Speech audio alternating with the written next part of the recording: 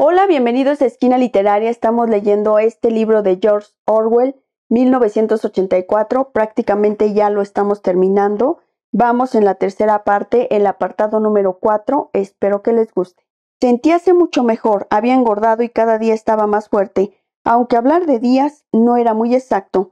La luz blanca y el zumbido seguían como siempre, pero la nueva celda era un poco más confortable que las demás en que había estado. La cama tenía una almohada y un colchón y había también un taburete. Lo habían bañado, permitiéndole lavarse con bastante frecuencia en un barreño de hojalata. Incluso le proporcionaron agua caliente. Tenía ropa interior nueva y un nuevo mono. Le curaron las varices, vendándoselas adecuadamente. Le arrancaron el resto de los dientes y le pusieron una dentadura postiza. Debían de haber pasado varias semanas e incluso meses. Ahora le habría sido posible medir el tiempo si le hubiera interesado, pues lo alimentaban a intervalos regulares. Calculó que le llevaban 3 comidas cada 24 horas, aunque no estaba seguro si se las llevaban de día o de noche. El alimento era muy bueno, con carne cada 3 comidas. Una vez le dieron también un paquete de cigarrillos. No tenía cerillas, pero el guardia que le llevaba la comida y que nunca le hablaba le daba fuego. La primera vez que intentó fumar, se mareó, pero perseveró, alargando el paquete mucho tiempo. Fumaba medio cigarrillo después de cada comida. Le dejaron una pizarra con un pizarrín atado a un pico. Al principio no lo usó. Se hallaba en un continuo estado de atontamiento. Con frecuencia se tendía desde una comida hasta la siguiente sin moverse, durmiendo a ratos y a ratos pensando confusamente.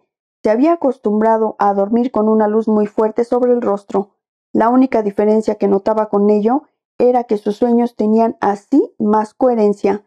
Soñaba mucho y a veces tenía sueños felices. Se veía en el país dorado o sentado entre enormes oleadas y gloriosas ruinas, con su madre, con Julia o con O'Brien, sin hacer nada, solo tomando el sol y hablando de temas pacíficos. Al despertarse pensaba mucho tiempo sobre lo que había soñado. Había perdido la facultad de esforzarse intelectualmente al desaparecer el estímulo del dolor. No se sentía aburrido, ni deseaba conversar, ni distraerse por otro medio. Solo quería estar aislado, que no le pegaran ni lo interrogaran, tener bastante comida y estar limpio. Gradualmente empezó a dormir menos, pero seguía sin desear levantarse de la cama. Su mayor afán era yacer en calma y sentir cómo se concentraba más energía en su cuerpo. Se tocaba continuamente el cuerpo para asegurarse de que no era una ilusión suya el que sus músculos se iban redondeando y su piel fortaleciendo. Por último, vio con alegría que sus muslos eran mucho más gruesos que sus rodillas. Después de esto, aunque sin muchas ganas al principio, empezó a hacer algún ejercicio con regularidad. Andaba hasta 3 kilómetros seguidos. Los medía por los pasos que daba en torno a la celda. La espalda se le iba enderezando. Intentó realizar ejercicios más complicados y se asombró humillado de la cantidad asombrosa de cosas que no podía hacer. No podía coger el taburete estirando el brazo, ni sostenerse en una sola pierna sin caerse. Intentó ponerse en cuclillas, pero sintió unos dolores terribles en los muslos y en las pantorrillas. Se tendió de cara al suelo e intentó levantar el peso del cuerpo con las manos. Fue inútil. No podía elevar ni un centímetro, pero después de unos días más, otras cuantas comidas, incluso eso llegó a realizarlo. Lo hizo hasta 6 veces seguidas. Empezó a enorgullecerse de su cuerpo y a albergar la intermitente ilusión de que también su cara se le iba normalizando, pero cuando casualmente se llevaba la mano a su cráneo calvo, recordaba el rostro cruzado de cicatrices y deformado que había visto aquel día en el espejo. Se le fue activando el espíritu. Sentado en la cama, con la espalda apoyada en la pared y la pizarra sobre las rodillas, se dedicó con aplicación a la tarea de reeducarse. Había capitulado. Eso era ya seguro. En realidad lo comprendía ahora. Había estado expuesto a capitular mucho antes de tomar esa decisión, desde que le llevaron al Ministerio de Amor e incluso durante aquellos minutos en que Julia y él se habían encontrado indefensos espalda contra espalda, mientras la voz de hierro de la telepantalla les ordenaba lo que tenían que hacer. Se dio plena cuenta de la superficialidad y frivolidad de su intento de enfrentarse con el partido. Sabía ahora que durante 7 años lo había vigilado la policía del pensamiento como si fuera un insecto cuyos movimientos se estudian bajo una lupa. Todos sus actos físicos, todas sus palabras e incluso sus actitudes mentales habían sido registradas o reducidas por el partido, incluso la motita de polvo blanquecino que Winston había dejado sobre la tapa de su diario, la habían vuelto a colocar cuidadosamente en su sitio. Durante los interrogatorios le hicieron oír cintas magnetofónicas y le mostraron fotografías. Algunas de estas recogían momentos en que Julia y él habían estado juntos. Sí, incluso ya no podía seguir luchando contra el partido. Además, el partido tenía razón. ¿Cómo iba a equivocarse el cerebro inmortal y colectivo? ¿Con qué normas externas podían comprobarse sus juicios? La cordura era cuestión de estadística. Solo sabía que aprender a pensar como ellos pensaban. Claro que el pizarrín se le hacía extraño entre sus dedos entorpecidos. Empezó a escribir los pensamientos que le acudían. Primero escribió con grandes mayúsculas: la libertad es la esclavitud. Luego, casi sin detenerse, escribió debajo: 2 y 2 son 5. Pero luego sintió cierta dificultad para concentrarse. No recordaba lo que venía después, aunque estaba seguro de saberlo. Cuando por fin se acordó de ello, fue solo por un razonamiento, no fue espontáneo. Escribió: el poder de Dios. Lo aceptaba todo. El pasado podía ser alterado. El pasado nunca había sido alterado. Oceanía estaba en guerra con Asia Oriental. Oceanía había estado siempre en guerra con Asia Oriental. Jones, Aronson y Rutherford eran culpables de los crímenes de que se les acusó. Nunca había visto la fotografía que probaba su inocencia. Esta foto no había existido nunca. La había inventado él. Recordó haber pensado lo contrario, pero estos eran falsos recuerdos, productos de un autoengaño.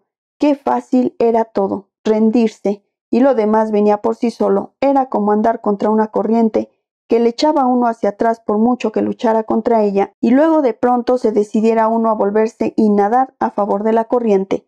Nada habría cambiado sino la propia actitud. Apenas sabía Winston por qué se había revelado. Todo era tan fácil, excepto... Todo podría ser verdad. Las llamadas leyes de la naturaleza eran tonterías. La ley de la gravedad era una imbecilidad. Si yo quisiera, había dicho O'Brien, podría flotar sobre este suelo como una pompa de jabón. Winston desarrolló esta idea. Si él cree que está flotando sobre el suelo y yo simultáneamente creo que estoy viéndolo flotar, ocurre efectivamente.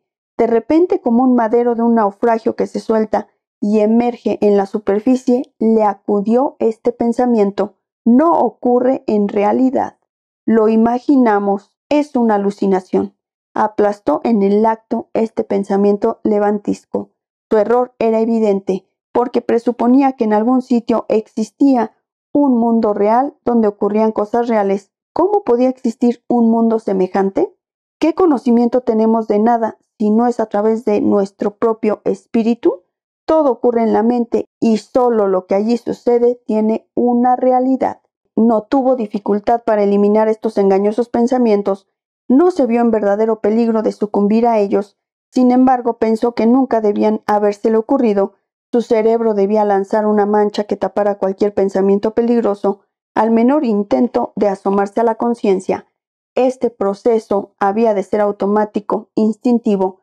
En neolengua se le llama paracrimen. Era el freno de cualquier acto delictivo. Se estrenó en el paracrimen. Se planteaba posiciones como estas: el partido dice que la Tierra no es redonda, y se ejercitaba en no entender los argumentos que contradecían esta proposición. No era fácil, había que tener una gran facultad para improvisar y razonar. Por ejemplo, los problemas aritméticos derivados de la afirmación 2 y 2 son 5 requerirían una preparación intelectual de la que él carecía. Además, para ello se necesitaba una mentalidad atlética, por decirlo así, la habilidad de emplear la lógica en un determinado momento y en el siguiente desconocer los más burdos errores lógicos.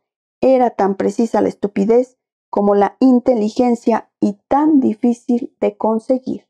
Durante todo este tiempo no dejaban de preguntarse con un rincón de su cerebro cuánto tardarían en matarlo. Todo depende de ti, le había dicho Brian, pero Winston sabía muy bien que no podía abreviar ese plazo con ningún acto consciente. Podría tardar 10 minutos o 10 años, podían tenerlo muchos años aislado, mandarlo a un campo de trabajos forzados o soltarlo durante algún tiempo, como solían hacer. Era perfectamente posible que antes de matarlo le hicieran representar de nuevo todo el drama de su detención, interrogatorios, etc. Lo cierto es que la muerte nunca llegaba en un momento esperado. La tradición, no la tradición oral, sino un conocimiento difuso que le hacía a uno estar seguro de ello, aunque no lo hubiera oído nunca. Era que le mataban a uno por detrás, de un tiro en la nuca, un tiro que llegaba sin aviso, cuando le llevaban a uno de celda en celda por un pasillo. Un día cayó en una ensoñación extraña. Se veía a sí mismo andando por un corredor, en espera del disparo. Sabía que dispararían de un momento a otro. Todo estaba ya arreglado, se había reconciliado plenamente con el partido. No más dudas, ni más discusiones, no más dolor ni miedo. Tenía el cuerpo saludable y fuerte. Andaba con gusto, contento de moverse él solo. Ya no iba por los estrechos y largos pasillos del Ministerio del Amor, sino por un pasadizo de enorme anchura, iluminado por el sol, un corredor de 1 kilómetro de anchura por el cual había transitado ya en aquel delirio que le produjeron las drogas. Se hallaba en el país dorado, siguiendo unas huellas de los pastos roídos por los conejos. Sentía el muelle césped bajo sus pies y la dulce tibieza del sol. Al borde del campo había unos olmos cuyas hojas se movían levemente y algo más allá corría el arroyo bajo los sauces. De pronto se despertó horrorizado. Le sudaba todo el cuerpo. Se había oído a sí mismo gritando: «Julia, Julia, Julia, amor mío, Julia». Durante un momento había tenido una impresionante alucinación de su presencia. No solo parecía que Julia estaba con él, sino dentro de él. Era como si la joven tuviera su misma piel. En aquel momento la había querido más que nunca. Además, sabía que se encontraba viva y necesitaba de su ayuda. Se tumbó en la cama y trató de tranquilizarse. ¿Qué había hecho? ¿Cuántos años de servidumbre se había echado encima por aquel momento de debilidad? Al cabo de unos instantes oiría los pasos de las botas. Era imposible que dejaran sin castigar aquel estallido. Ahora sabrían, si no lo sabían ya antes, que él había roto el convenio tácito que tenía con ellos. Obedecía al partido, pero seguía odiándolo. Antes ocultaba un espíritu herético bajo una apariencia conformista. Ahora había retrocedido otro paso. En su espíritu se había rendido, pero con la esperanza de mantener inviolable lo esencial de su corazón. Winston sabía que estaba equivocado, pero prefería que su error hubiera salido a la superficie de un modo tan evidente. O'Brien lo comprendería. Aquellas estúpidas exclamaciones habían sido una excelente confesión. Tendría que empezar de nuevo. Aquello iba a durar años y años. Se pasó una mano por la cara, procurando familiarizarse con su nueva forma. Tenía profundas arrugas en las mejillas, los pómulos angulosos y la nariz aplastada. Además, desde la última vez en que se vio en el espejo, tenía una dentadura postiza completa. No era fácil conservar la inescrutabilidad cuando no se sabía la cara que tenía uno. En todo caso, no bastaba el control de las facciones. Por primera vez se dio cuenta de que la mejor manera de ocultar un secreto es, ante todo, ocultárselo a uno mismo. De entonces en adelante no solo debía pensar rectamente, sino sentir y hasta soñar con rectitud, y todo el tiempo debería encerrar su odio en su interior como una especie de pelota que formaba parte de sí mismo y que, sin embargo, estuviera desconectada del resto de su persona, algo así como un quiste. Algún día decidirían matarlo. Era imposible saber cuándo ocurriría, pero unos segundos antes podría adivinarse. Siempre lo mataban a uno por la espalda mientras andaba por un pasillo, pero le bastarían 10 segundos y entonces, de repente, sin decir una palabra, sin que se notara en los pasos que aún diera, sin alterar el gesto, podría tirar el camuflaje y ¡bang!, soltar las baterías de su odio. Sí, en esos segundos anteriores a su muerte, todo su ser se convertiría en una enorme llamarada de odio. Y casi en el mismo instante, ¡bang!, llegaría la bala, demasiado tarde o quizá demasiado pronto. le habrían destrozado el cerebro antes de que pudieran considerarlo de ellos. El pensamiento herético quedaría impune, no se habría arrepentido, quedaría para siempre fuera del alcance de esa gente. Con el tiro habrían abierto un agujero en esa perfección de que se vanagloriaban, morir odiándolos. Esa era la libertad. Cerró los ojos. Su nueva tarea era más difícil que cualquier disciplina intelectual. Tenía primero que degradarse, que mutilarse, tenía que hundirse en lo más sucio. ¿Qué era lo más horrible, lo que a él le causaba más repugnancia del partido? Pensó en el Gran Hermano, su enorme rostro, por verlo constantemente en los carteles de propaganda, se lo imaginaba siempre de 1 metro de anchura, con sus enormes bigotes negros y los ojos que le seguían a uno a todas partes. Era la imagen que primero se presentaba a su mente. ¿Cuáles eran sus verdaderos sentimientos hacia el Gran Hermano? En el pasillo sonaron las pesadas botas. La puerta de acero se abrió con estrépito. O'Brien entró en la celda. Detrás de él venían el oficial de cara de cera y los guardias de negros uniformes. «Levántate», dijo O'Brien, «ven aquí». Winston se acercó a él. O'Brien lo cogió por los hombros con sus enormes manazas y lo miró fijamente. «Has pensado engañarme», le dijo. «Ha sido una tontería por tu parte.